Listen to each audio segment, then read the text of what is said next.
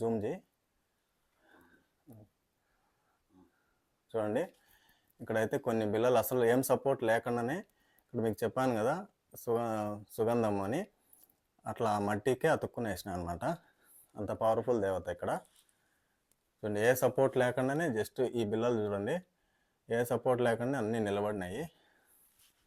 ఇక్కడ కూడా మీరు చూసినట్టయితే ఈ వైట్ కలర్ గుహకు కూడా ఇక్కడ మీకు మొత్తం కూడా బిళ్ళలు అయితే అతికిస్తున్నారు. చూడండి అమ్మవారి దగ్గర చేరే కొద్దీ ఇది చూడండి అసలు ఏ సపోర్ట్ లేకుండా ఎంత మహిమతో అయితే బిళ్ళలు నిలబడ్డాయి. అంటే భక్తులు అంత బలంగా కోరుకోవడం వల్ల అమ్మవారి వాళ్ళ కోరికలు నిలబడాలని చెప్పి కాయిన్స్ అసలు కింద కూడా పడలేదు. ఇక్కడ నుంచి చూసినట్టయితే ఇప్పుడు అమ్మవారి కానించి ఇక్కడ మీకు ఎడం పక్క చూసినట్టయితే ఇది ఒక గుహలాగా అయితే ఉంది చూడండి. ఇటు నుంచి లోపల పోతేనా మనం ఇక్కడ నుంచి రవ్వలకొండకు అట్లా దారి ఉన్నాయన్నమాట.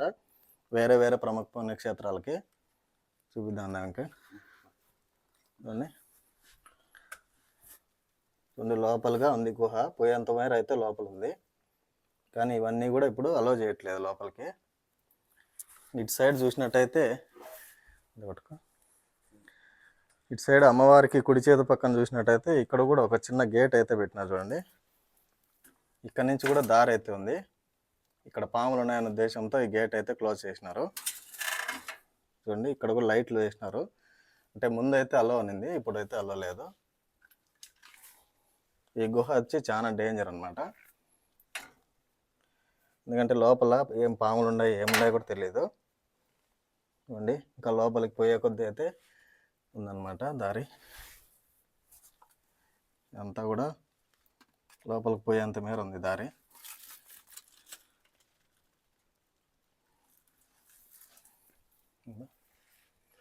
పట్టుకో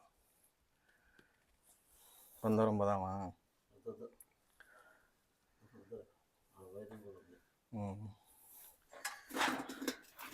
ఓకే ఫ్రెండ్స్, ఇప్పుడైతే మనకు అమ్మవారి దగ్గర అయితే అమ్మవారి ఉగ్ర రూపానికి మనం దగ్గరగా వచ్చే కొద్దీ చూడండి నా ముఖం పైన చెమట చూడండి. అసలు ఎంత చెమట పడుతుందంటే అంత వేడిగా ఉందన్నమాట.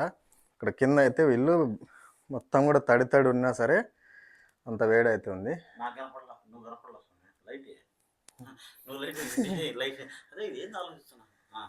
రెడీనా ఫ్రెండ్స్? చూడండి అమ్మవారి దగ్గర మనం వెళ్ళే కొద్దీ ముఖం మొత్తం కూడా చెమట కారిపోతుంది. ఎందుకంటే అమ్మవారి ఉగ్ర రూపము అలా ఉందన్నమాట. మనం దగ్గరికి వెళ్ళే కొద్దీ అసలు మొత్తం బాడీ మొత్తం కూడా చెమట పట్టిపోతుంది చూడండి.